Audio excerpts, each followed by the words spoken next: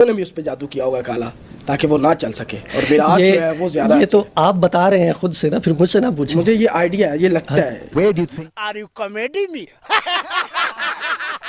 Out of form ही है ना, क्या हो गया? इतने बड़े बड़े इल्जाम क्यों लगा रहे हो? जो है वो एक मजाक बनी हुई है, टीम की कारकर्दगी जवाल की तरफ नामजद है। अब आप देखें वेस्ट इंडीज की टीम जो 10वें नंबर पर थी ओडीआई रैंकिंग में, आप 9वें नंबर पर आ गए। 40 मिनट में कांटे निकल आए या किसी ने कोई बारूदी सुरंगें बिछा दी कि हमारे बैट्समैन जब गए तो डर के मारे खेल रहे थे, और जिस तरह से वो बैटिंग की उन्होंने। बात तो सही है। वक्त आ गया है कि बड़ी सर्जरी की जरूरत है पाकिस्तानी टीम में, पाकिस्तान की टीम मैनेजमेंट में, पाकिस्तान क्रिकेट में। जब ब्यूरोक्रेट्स पाकिस्तान क्रिकेट को चलाएंगे तो फिर अल्लाह ही हाफिज है, और यही हमें दिन देखना पड़ रहा है। इतने लोग दिल बर्दाश्त है कि वेस्ट इंडीज की टीम से आप 202 रन से हार रहे हैं। धिक्कार है हम पर। शर्म की क्या बात होगी? बाबर आजम को किंग, बाबर किंग, अरे भाई कहाँ का किंग है भाई? कौन से मुल्क का किंग है? हमें भी दिखा दो। इथोपिया का किंग भी हो, वो भी इससे अच्छा परफॉर्म करे भाई। थोड़े तो रन बनाओ भाई। किस तरह से किसी को बर्दाश्त नहीं है। बाबर आजम पैसा कमा रहा है, किसी को बर्दाश्त नहीं है। कमर्शियल में काम कर रहा है, किसी को बर्दाश्त नहीं है। हाजिर नाजर जान के अपनी तशखीस के मुताबिक मैं ये बता रहा हूँ, बाबर आजम साहब के ऊपर नजर बद भी है और पुरानी है, और जादू के असरात भी हैं। और जादू एक किस्म का नहीं है, कई किस्म का।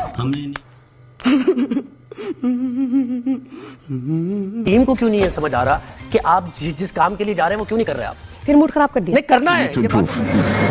Look, always improve improve in the cricket. You never satisfy every day. You learn a lot when you are in the pitch. You so in the batting you see different quality of bowling against quality of bowling. So अरे कहना क्या चाहते हो? सुअर, ठीक है, ये grocery वाले, मेरा बस नहीं चलता। यकीन करो मैं वहां होता ना, मैं बेल्टे मार मार के ना इनके बदन सुझा देता। दंद कट रहे हैं। तुम्हारी 75 साल बहन का रिश्ता हुआ है जिसका कोई, जिसे कहते हैं वाली वारस नहीं था, और तुम्हारी दंद नहीं बंद हो। वाले ने सबसे ज्यादा गंद किया है, जो सीनियर प्लेयर्स हैं वो ही दांत निकाल रहे हैं। मैं तो इनकी शक्लें देख देख के हैरान हो रहा, और वहां पर मुझे गुस्सा चढ़ा हुआ। बाबर आजम की मैं इस टाइम ये सोच के बात कर रहा हूं, ये नहीं सोचना मैं डिफेंड कर रहा हूं उसको। उसकी 4 साल की कप्तानी के पीछे लोग लगे रहे। बदनाम करने वाले, क्या इनको इंडिपेंडेंस डे मनाने की इजाजत है? निकलने की क्या जरूरत है बेटा? घर ही बैठना था। क्यों आगे इतना अपना कीमती वक्त जाया किया? खेलने आगे क्या जरूरत है? मेरा ख्याल है पार्किंग में स्कूटर खड़ा था और इनको ड्रॉप करने के बाद वो स्टार्ट ही रहा कि अभी आ जाए। इस 2 लिमिट होती है बेइज्जती करवाने की। पाकिस्तानियों ने बाबर की इतनी बेइज्जती करी है कि अब वो बेचारा, मतलब वो, उसको कोई फर्क ही नहीं पड़ता। जो आया उसने पाकिस्तान टीम को बर्बाद किया। टीम के बारे में बात हुई T20 की, तो पूछा गया सिलेक्टर से कि जी बाबर और रिजवान कहां हैं? कहता है शायद आपको पता नहीं है कि वो तो ओडीआई के प्लेयर हैं, ये T20 की टीम की बात कर रहे हैं। ऑफिशियल प्रेस कॉन्फ्रेंस में बोला है। बड़े प्लेयर रिपोर्टर पूछ क्यों रहा है, वो बता क्यों रहा है? दोस्तों, जैसे कि आप सभी को पता है कि वेस्ट इंडीज में पाकिस्तानी बैटिंग का पूरी तरह से फ्लॉप शो हो गया। दोस्तों, उनका जो किंग कहा जाने वाला बाबर और रिजवान, ये दोनों के दोनों नहीं चले और बहुत ही बुरी तरीके से मतलब लो स्कोर करके वापस आ गए। तो दोस्तों, एक पाकिस्तानी मौलाना ये बोल रहा है कि भारत ने उसके ऊपर जादू टोना कर दिया है। तो दोस्तों, मौलाना का ये कमेंट देखकर आपकी हंसी नहीं रुकेगी। तो दोस्तों, इसके ऊपर पाकिस्तानी मीडिया में भी उसका मजाक उड़ गया। आइए देखते हैं वीडियो को अंत तक देखिए। चैनल पर नए तो सब्सक्राइब करके बेल आइकन जरूर दबाइए। मैं मिलता हूं आपको ग्रोसरी वाले, मेरा बस नहीं चलता। यकीन करो मैं वहां होता ना, मैं बेल्टे मार मार के ना इनके बदन सुझा देता। दंद कट रहे हैं। तुम्हारी 75 साल बहन का रिश्ता हुआ है जिसका कोई, जिसे कहते हैं वाली वारस नहीं था, और तुम्हारी दंद नहीं बंद हो रहे। कि शुक्र है इस फरीजे से भी जान छूटी है। किस चीज की तुम्हें खुशी है? 34 साल बाद तुम 10 नंबर टीम से आ रहे हो। रैंक्ड 10 थी वो इस सीरीज में, जब आए हैं 10वें नंबर पर थी, जिसके अगले वर्ल्ड कप के चांसेस के घोड़े लगे पड़े हुए हैं। उनको ऑस्ट्रेलिया भी मार कर गया है। उनको समझ नहीं आ रही अपनी टीम के बैलेंस की। वो रैंक्ड 10 टीम तुम्हें सूत गई है 2-1 से, और उसमें से भी एक मैच तुम्हें 2 लड़कों ने जितवा दिया। इसने हसन नवाज ने और हुसैन तलत ने। जिस ग्रोसरी वाले ने सबसे ज्यादा गंद किया है, जो सीनियर प्लेयर्स हैं वो ही दांत निकाल रहे हैं। मैं तो इनकी शक्लें देख देख के हैरान हो रहा, और वहां पर मुझे गुस्सा चढ़ा हुआ था।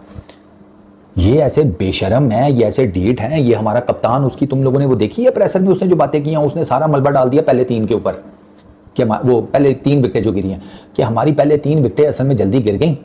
साइम, अब्दुल्ला और वो क्या नाम है उसका यार, तीसरा कौन आउट हुआ था? साइम गया है, अब्दुल्ला शफीक गया है। उसके बाद बर्बादी का आगाज अब से 2 साल कबल ही हो गया था कि जब मुख्तलिफ किस्म के फैसले किए जा रहे थे। फैसलों में मुस्तकिल मिजाजी की कमी नजर आ रही थी। कभी कोच बदलता है, कभी कप्तान बदलता है, कभी टीम का इंतखाब करने वाले बदल जाते हैं, कोई चीफ सेलेक्टर नहीं है। और फिर कभी कभी जो लोग मशवरा देते हैं पीसीबी के चेयरमैन को, वो उनको गलत राह की तरफ लेकर चले जाते हैं। कभी चैंपियंस कप होता है, 50 लाख रुपए महाना दिए जाते हैं, कभी कुछ होता है, कभी कुछ होता है। तो पाकिस्तान क्रिकेट जो है वो एक मजाक बनी हुई है, टीम की कारकर्दगी जवाल की तरफ काम कर रहे हैं। अब आप देखें वेस्ट इंडीज की टीम जो 10वें नंबर पर थी ओडीआई रैंकिंग में, अब 9वें नंबर पर आ गई। पाकिस्तान चौथे से 5वें नंबर पर चला है। पाकिस्तान टेस्ट में किस पोजीशन पर है सबको पता है, 7वें नंबर पर है। टी20 में क्या कारकर्दगी, तो कारकर्दगी बजाय बुलंदी की तरफ जाने के दामी पस्ती की तरफ गामजन है। कौन है इसका जिम्मेदार? कोई तो आ गया है जो जिम्मेदारी कबूल करे, कोई कबूल करने को तैयार नहीं। नशिस्तन गुफ्तन बर्खास्तन वाली बात है कि कुछ दिनों के बाद जख्म मुंजमिल हो जाएंगे, सब भूल जाएंगे। मेरे ख्याल में इस वक्त जिस 9 जून को गुज़िश्ता बरस मोहसिन नकवी साहब ने कहा था कि सर्जरी की जरूरत है, अब वक्त आ गया है कि बड़ी सर्जरी की जरूरत है पाकिस्तानी टीम में, पाकिस्तान की टीम मैनेजमेंट में, पाकिस्तान क्रिकेट में। जब ब्यूरोक्रेट्स पाकिस्तान क्रिकेट को चलाएंगे तो फिर अल्लाह ही हाफिज है, और यही हमें दिन देखना पड़ रहा है। इतने लोग दिल बर्दाश्त है कि वेस्ट इंडीज की टीम से आप 202 रन से हार रहे हैं, जो पाकिस्तान के लिए बड़ी शर्मनाक बात है। मैं इस टाइम ये सोच के एक बात कर रहा हूं, ये नहीं सोचता मैं डिफेंड कर रहा हूं उसको। उसकी 4 साल की कप्तानी के पीछे लोग लगे रहे। पहले मैंने आपको सरफराज को बोला किस वजह से उसको हटाया। जब सैरोगेट कंपनी का सिलसिला शुरू हुआ उससे पहले तो बाबर आजम बिल्कुल ठीक था, जो उस टाइम चेयरमैन था। जब सैरोगेट कंपनी का सिलसिला शुरू हुआ, जब पट्टी लगाई गई पीएसएल पे कि नहीं जी ये नहीं होगा, और उस वक्त की जो गवर्नमेंट थी, सुनो रिजवान ने फिर बाबर, ठीक है, उस वक्त की जो गवर्नमेंट थी उसने स्पेशल एक नोटिफिकेशन दिया कि भाई सैरोगेट कंपनी नहीं चलेगी अब पाकिस्तान क्रिकेट के अंदर, ठीक है, सब कुछ हुआ। वहां से आपको बाबर आजम और रिजवान खुटकना शुरू हुए। क्यों वहां से शुरू हुए? ये पावर इन दोनों की पावर है, ये फलाना एजेंट है, वो इनको मना करता है, ये टीम लेके चल रहे हैं दोनों, इनके हाथ में टीम है, ये दोस्ती यारी बना रहे हैं। फिर उसके बाद इंजी भाई भी सिलेक्टर थे, इंजी भाई भी इनके साथ है, ये सब कुछ। अच्छा सुने, उसके बाद जब इंडिया में ये वर्ल्ड कप हुआ, उससे पहले सेंट्रल कॉन्ट्रैक्ट के मसले मसाइल शुरू हुए। नहीं कर रहे थे सेंट्रल कॉन्ट्रैक्ट के मसले मसाइल, नहीं हो रहे थे, स्पॉन्सर के पैसे हम ही नहीं दे रहे, वो कमीशन प्लेयरों को नहीं मिल रहा, उस पे भी बोला गया ये दो बाबर और रिजवान जो है ये मुश्किल डाल रहे हैं, जिसकी वजह से इंजमामुल हक साहब को बोला गया कि भाई जाके कॉन्ट्रैक्ट साइन करवाएं। उन्होंने जाके साइन करवाए, उनके ऊपर भी इल्जामात लगाए गए। ठीक है, इस तरीके से टॉर्चर किया गया इन लोगों को, इस तरीके से लोग लगाए गए। टीवी पे बैठो, फ्रेंचाइज जब बाबर ने, मैं नाम नहीं लेना चाहता उस फ्रेंचाइज का, जब बाबर आजम ने जिस दिन वो फ्रेंचाइज छोड़ी उस दिन से उसके पीछे पड़ गए बाबर प्लेयर कि आप जिस काम के लिए जा रहे हैं वो क्यों नहीं कर रहे आप? फिर मूड खराब कर दिया। नहीं करना है, ये बात तो करनी है। अच्छा वो मैंने आपसे कहा था 0090 क्या था वो? पता नहीं क्या था। हाँ वो कहता है वो पिन कोड है, पिन है आपका। हाँ ये देखे ना आप 0090 कितना एक इसका रिदम आ रहा है। साइम अयूब 0, ओके, असद शफीक 0, वाह, बाबर आजम 9, वाह, मोहम्मद रिजवान 0।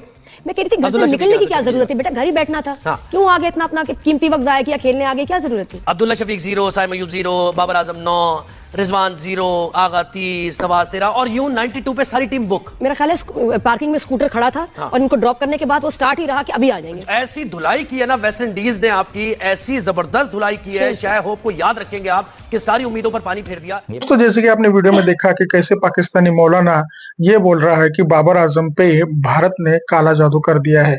और दोस्तों सिर्फ एक ही काला जादू नहीं किया है, मल्टीपल लेवल के काले जादू बाबर आजम पे इंडिया ने किए हैं, इसलिए बाबर आजम नहीं खेल पा रहा।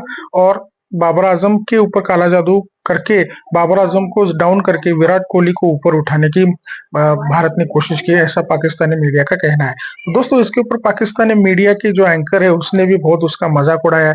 और दोस्तों बाबर को मतलब इतना मीडियोकर प्लेयर है, लेकिन उनकी मीडिया ने और पीआर ने उसको इतना बड़ा स्टार बना दिया है कि अभी वो परफॉर्म नहीं करता तो सब उसकी बजाने लगे हैं। दोस्तों सीधे मतलब सिंपल लेवल के रिपोर्टर हो या फिर जनता में कोई सीधी सादी आवाम हो, वो भी बाबर का मजाक उड़ाते हुए नहीं थक रहे। तो दोस्तों बाबर की बैटिंग का मतलब एक क्रिटिकल एनालिसिस करके उसकी चूक कहाँ पे हो रही है ये ढूंढने के बजाय पाकिस्तानी मीडिया जादू टोने के इस चक्कर में पड़ा है। तो दोस्तों मतलब ये ऐसी बातें सुनकर, अजीबोगरीब बातें सुनकर पाकिस्तान की बहुत ही मजा आता, मतलब हंसी छूट जाती है। और दोस्तों ये ऐसी ही मजाकिया बातें हमेशा ही करते रहते हैं। दोस्तों इसके बारे में आपकी क्या राय है कमेंट में जरूर बताइएगा। चैनल पर नए हैं तो सब्सक्राइब करके बेल आइकन जरूर दबाइए ताकि अगली वीडियो की नोटिफिकेशन आपको मिलती रहे।